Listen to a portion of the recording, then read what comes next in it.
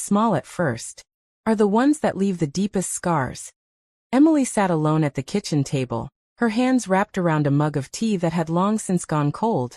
The digital clock on the microwave glowed softly in the dark, its numbers blinking 12:07 a.m.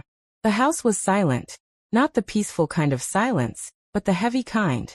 The kind that presses against your chest. The kind that makes you feel like you're the only person left in the world. The refrigerator hummed steadily, filling the space where conversation used to live. Somewhere down the hallway, the wooden floor let out a faint creak, settling into the quiet like an old sigh. Dinner sat untouched in front of her. What had once been a warm, carefully prepared meal was now stiff and dull. The sauce dried at the edges of the plate. She had cooked it hours ago, timing everything just right. The way she always did, because she still remembered a time when timing mattered. She had promised herself she wouldn't wait tonight. She told herself she would eat alone, that she would turn on the TV, maybe watch one episode of something mindless, and go to bed early. She even told herself she wouldn't look at the clock. But here she was again, waiting for a man who used to rush through that door with excitement in his voice. Waiting for a man who used to pull her into his arms before she could even ask how his day went. Waiting for someone who now felt more like a shadow than a husband. The front door finally clicked open. Emily's head lifted instantly, not because she meant to, but because hope still lived somewhere inside her, no matter how hard she tried to bury it. David stepped inside. His tie was loose, his shoulders slumped, exhaustion written across his face like a permanent mark. He didn't notice the dinner. Didn't notice the way Emily straightened in her chair. Didn't notice how her eyes searched his face for something, anything. "You didn't have to wait up," he said quietly, pressing a brief kiss to the top of her head as he passed her. Then he was already halfway up the stairs. Emily stayed where she was, listening to his footsteps fade away. A familiar weight settled in her chest, heavy, dull, and aching. There was a time when she loved that sound. The door unlocking. The rush of footsteps. The moment he'd scoop her up and tell her about every detail of his day like she was the only person who mattered. Now she lived with someone who felt like a polite stranger. Someone who shared her bed. But not her thoughts. Not her heart. Not her life. The morning didn't bring relief. David was already dressed when Emily came into the kitchen. His laptop bag slung over his shoulder, phone in hand. She moved quietly, cracking eggs into a pan, butter sizzling softly as she cooked his breakfast the way she always had. "Coffee's ready," she said gently. "Thanks," he replied, already scrolling through emails. He took a few distracted bites, barely tasting the food, before glancing at his watch. "Running late," he said, grabbing his keys. The door closed behind him before Emily could finish the sentence forming in her mouth. She stood there for a moment, spatula still in hand, listening to the echo of his absence. Then she turned off the stove, scraped the untouched food into the trash, and began cleaning. The dishes. The counter. The silence. After her shower, she wandered into the living room and sat down on the couch, staring at nothing. The house felt too big when she was alone. Too empty. As if it had been holding its breath for years. By noon, the walls felt like they were closing in. "I need to get out," she whispered to herself. So she grabbed her keys. The farmer's market was busy, full of voices and movement and life, exactly what Emily needed. People laughed, vendors called out their prices. Children ran past with sticky fingers and bright smiles. For the first time that day, she felt like she existed. She wandered slowly, stopping to examine fresh bread, flowers, handmade candles. It felt good to be surrounded by people who weren't rushing past her without seeing her. And then she noticed him. He stood near a fruit stand, holding a peach in his hand, examining it like he had all the time in the world. He was tall, broad-shouldered, with an easy confidence that didn't feel forced. There was something calm about him, like he wasn't trying to get anywhere else. Emily caught herself looking twice. Not because he was simply attractive, but because he looked present. When he noticed her gaze, he smiled. Not rushed, not distracted, just warm. "Good peaches today," he said, nodding toward the basket in her arms. Emily felt a surprising warmth creep into her cheeks. "Oh," she said softly, "yes. They're my favorite." They talked for a moment, about the market, about which vendors had the best produce, about the weather. Nothing important. Nothing personal. And yet, something about the way he spoke made her feel different. Seen. Like she wasn't just passing time. Like she wasn't invisible. When she finally walked back to her car, Emily sat there longer than she meant to, hands gripping the steering wheel. Her heart was racing. And she didn't understand why. It was just a conversation. 10 seconds. A stranger. So why did it feel like more? That night, David was late again. Emily ate alone, the TV murmuring quietly in the background. She thought about telling him about the man at the market. Not because it mattered, but because it felt nice to talk about something. But she already knew how it would go. He would nod, say, "That's nice," and return to his phone. So she said nothing. Days passed. And without fully admitting it to herself, Emily found excuses to return to the market. Fresh fruit. Fresh air. Nothing more. At least, that's what she told herself. Until she saw him again. This time he saw her first. "You again," he said with a grin. Emily laughed softly. "I guess I'm predictable." They talked longer this time.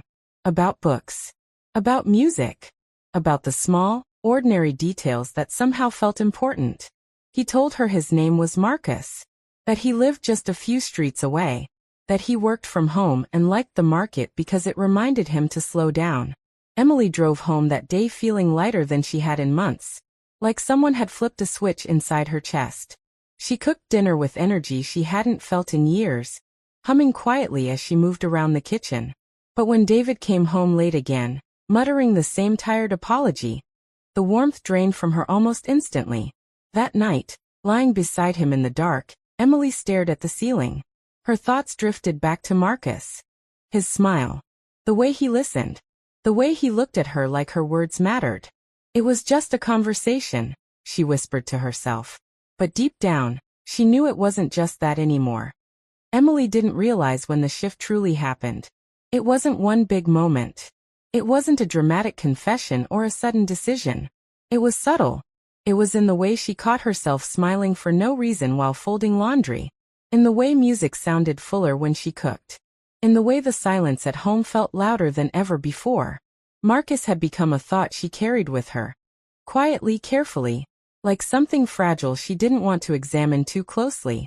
At night, lying beside David, she listened to his steady breathing and felt a strange ache spread through her chest.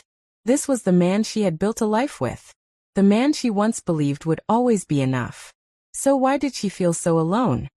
David was physically present, but emotionally somewhere else entirely.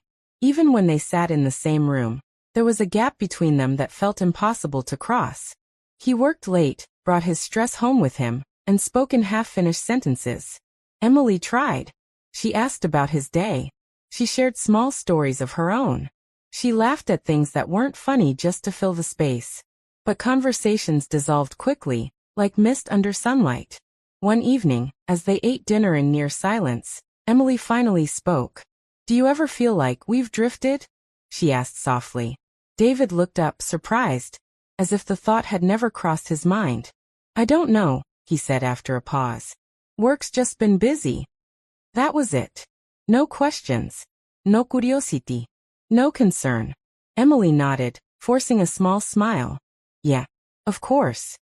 But inside, something cracked.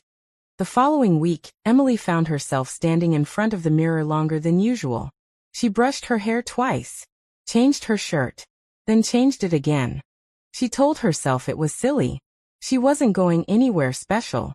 And yet, when she arrived at the market and saw Marcus standing near the bread stall, her heart fluttered in a way that startled her.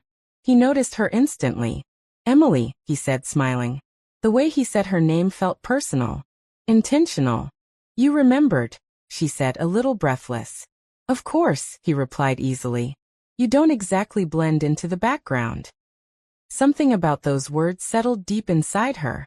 They walked together this time, moving slowly from stall to stall, letting the crowd flow around them. The conversation came naturally, without effort. Emily found herself opening up in ways she hadn't planned. She told him about painting, how she used to lose hours to it, how it made her feel alive, How she hadn't picked up a brush in years. I don't even know why I stopped, she admitted quietly. Marcus listened without interrupting, his attention fully on her. Sometimes, he said gently, we stop doing the things we love because no one notices when we do them. Emily felt her throat tighten. You deserve to feel seen, he added. Those words followed her home. David was working at the kitchen table when Emily walked in, his laptop open, phone pressed to his ear. Papers were scattered everywhere. She waited until he finished his call. I ran into someone at the market again, she began. The guy I told you about. That's nice, David said absently. I's already back on the screen. Emily stopped mid-sentence. She stood there for a moment, then quietly turned and walked away. For the first time, the sadness hardened into something sharper. Anger. Not just at David, but at herself. At the years she had spent shrinking. At the way she had accepted being unseen. A few days later, her phone buzzed. Marcus. Hey. Just checking in. How's your week going? Emily stared at the screen longer than she should have. She hadn't expected this. She hadn't planned for it. They had exchanged numbers casually, market recommendations, nothing more. At least, that was the excuse. Emily. Busy. Same old routine. The reply came quickly. Marcus. I get that. I was wondering. Would you like to grab a coffee sometime? No pressure. Just a conversation. Her heart pounded. This was the moment. The invisible line. She could say no. She should say no. But something inside her whispered that she was tired of always choosing the safe answer. Emily. Okay. The cafe was small and quiet, tucked away from the noise of the city. Sunlight streamed through the windows, casting soft shadows across the wooden tables. Emily arrived early. When Marcus walked in, he smiled like he was genuinely happy to see her, not rushed, not distracted. They talked for hours. About childhood memories. About regrets. About dreams they hadn't spoken aloud in years. Emily laughed, a real laugh, the kind that surprised her with its ease. For the first time in a long while, her chest felt lighter. When they stood to leave, the moment stretched between them. Marcus walked her to her car.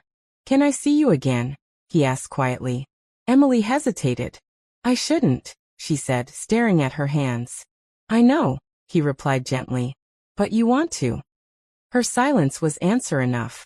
The next time they met, it wasn't in public. Marcus invited her over, mentioning a record he thought she'd love. Emily told herself she would stay only a few minutes. Just to listen. Just to talk. But the moment she stepped inside, something shifted. The music played softly in the background. The room smelled faintly of coffee. The world outside felt far away. They sat together on the couch, speaking at first, then falling into a silence that was anything but empty. Marcus looked at her, searching her face. Emily, he said quietly, giving her space to leave if she wanted to. She didn't move. When he leaned in, the moment felt both terrifying and inevitable. For a brief second, David crossed her mind. The years, the promises, the life they shared. Then the thought faded. What followed wasn't reckless or careless. It was emotional. Raw. Overwhelming in a way she hadn't been prepared for. When Emily finally drove home, her hands shook on the steering wheel. She felt guilty, but she also felt alive. And that terrified her most of all. That night, lying beside David, sleep refused to come. Her mind replayed everything, every word, every look, every feeling she had buried for years. Her heart raced. Her chest buzzed. She turned onto her side, staring into the darkness. Nothing would ever feel simple again.